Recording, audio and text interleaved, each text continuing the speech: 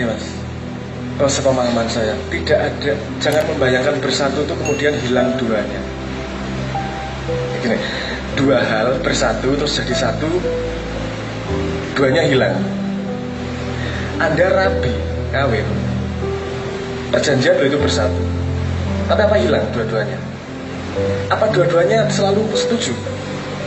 Gak setuju kan? Yang ada apa? Kompromi. Dalam kompromi melahirkan kedamaian. Ketika sudah ada kedamaian, ada base dasar untuk membangun. Karena sudah damai. Nah kalau Anda belum berdamai dengan diri Anda sendiri, Anda pasti akan menikmati patah hati, menangis-nangis. Kalau lagi patah hati dengerin lagu sedih, belum berdamai sama dirinya sendiri. Kalau sudah menerima, oh iya sama patah hati tak golek meneh teman. Anda akan tertawakan diri Anda sendiri pasti. Kok lu aku gimana patah hati ya? Karena Anda sudah berdamai dengan diri Anda sendiri, Anda maju ke depan. Nah, menurut saya bersatunya itu adalah menemukan banyak sisi dalam diri Anda dan mempuzzlekan menjadi Anda yang utuh. Menyatukan sisi sedih, gembira, bahagia, kebodohan, kepandaian, pengetahuan, ketidaktahuan itu dalam komposisi yang tepat sehingga Anda sadar diri Anda yang utuh seperti apa. Bukan satu. Tapi kesatuan itu dari penyatuan perbedaan. Ini bahasanya susah banget ini. Saya nanti akan nyambung urusan bahasa itu, kenapa kita banyak salah paham nanti sampai ke Anda. Tapi intinya itu mas, jangan mengasumsikan bahwa satu itu kemudian hilang dua. Satu adalah ketika terjadinya kompromi hal yang berbeda dan terjadi kedamaian yang lebih baik daripada perbedaan tersebut. Oke. Benturan peradaban biji mana? Bagaimana? Catatanku biji mana? Pertempuran peradaban bagaimana?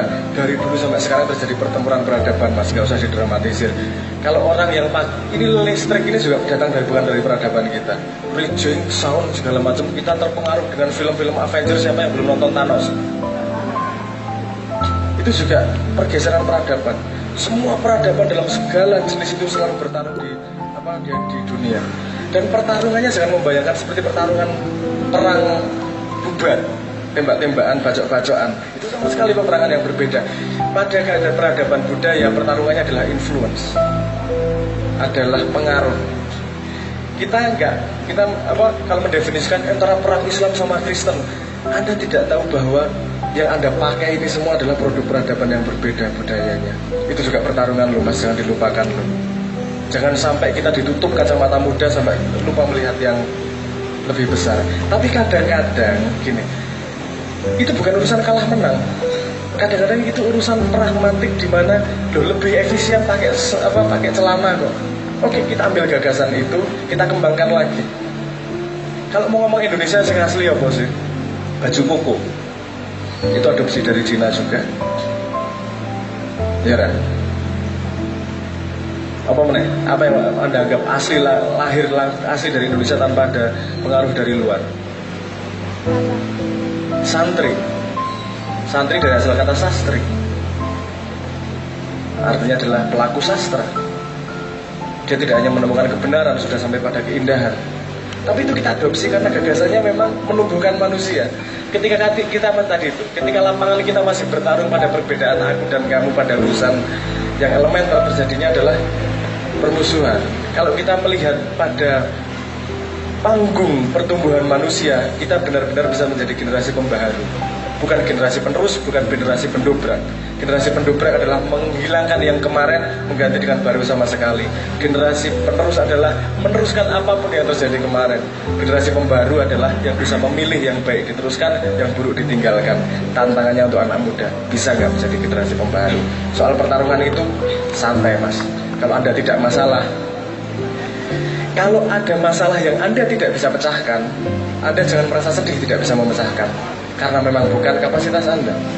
Kalau ada masalah yang bisa Anda pecahkan tapi tidak Anda pecahkan, itu tragedi utama. Yang di depan mata dulu diberesin, hati dulu diberesin.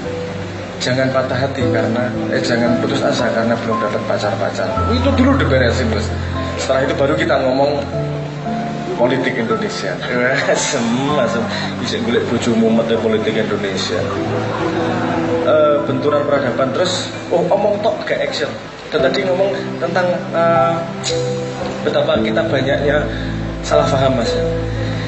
Kalau menurut pandangan saya, kalau ngomong peradaban, saya melihat Indonesia itu paling umurnya kalau manusia itu baru 11-12 tahun. Ini masih masa hipnosis. Memang masih pokok lah dalam tanda petik. Masa peradaban kita masih sangat emosional.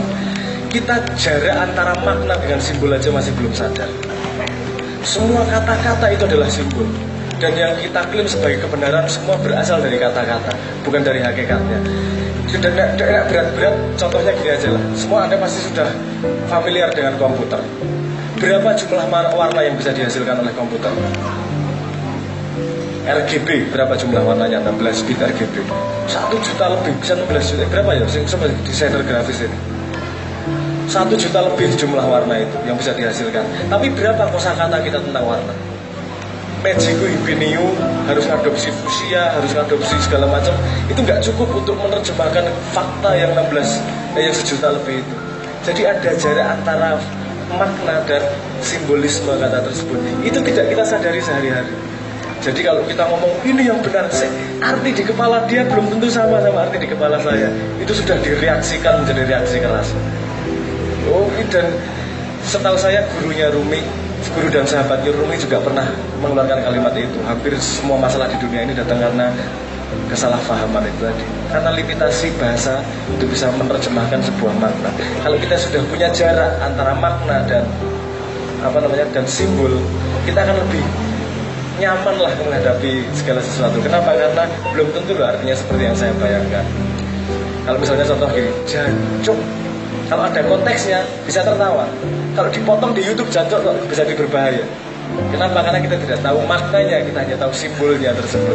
Banyak masalah kita ketidakpahaman jarak antara simbol dan makna. Dan kenapa kita cuma omong tok? Karena memang dari awalnya itu adalah strategi bukan ideologi. Ya. Tidak gini, dalam sebuah entitas yang namanya negara terdiri dari banyak manusia yang dilihat sebagai umur berapa kedewasaan sebuah peradaban adalah jumlah terbanyak di situ. Tapi ada jumlah sedikit yang sudah dewasa duluan, jumlah sedikit yang sudah sadar duluan, seperti Anda. Kalau Anda punya kritis, punya definisi seperti itu, berarti Anda sudah lebih dewasa dari peradaban yang ada sekarang. Kalau sama anak kecil, mohon maaf, setahu saya jangan dimarahin mas, ditemenin, dididik, diberi contoh yang baik. Pasti tugas yang sangat berat. Tapi saya sangat berharap pemuda-pemuda Indonesia bisa bergandengan tangan yang punya kesadaran seperti itu untuk bisa lebih mempercepat pendewasaan kita. Indonesia secara peradaban masih sangat mudah dibandingkan, contohnya misalnya Amerika. Amerika pada umur Indonesia sekarang perang saudara besar-besaran. Kita alhamdulillah tidak perang. Tapi agak mengerikan resiko besok ini gimana. Tapi semoga yang dewasa-dewasa yang punya kesadaran lebih tidak terseret pada emotional decision, lebih kepada clear decision, lebih kepada sesuatu keputusan yang lebih dewasa, dan tidak hanya selesai pada komplain dan memotret keadaan dan putus asa, tapi juga berusaha untuk memberi contoh, memberi influence, memberi cuaca pada sekitarnya sehingga semakin banyak orang-orang yang dewasa. Ketika Indonesia sudah semakin banyak orang dewasa, kita akan dipegang oleh orang yang dewasa. Insya Allah Indonesia akan beres dengan sendirinya kok. Indonesia adalah negara yang luar biasa, punya resources luar biasa banyak. Cuman sekarang lagi salah urus gitu aja. Nanti kalau urusnya bener, tinggal nunjuk satu, selesailah yang namanya utang dan segala macam itu. Kita nunggu dewasa sedikit. Diharapkan kesabarannya dan tanpa putus asanya untuk para pemuda untuk membawa Indonesia menuju lebih ke dewasa itu. Matur nuwun itu jawaban saya. Assalamualaikum warahmatullahi wabarakatuh.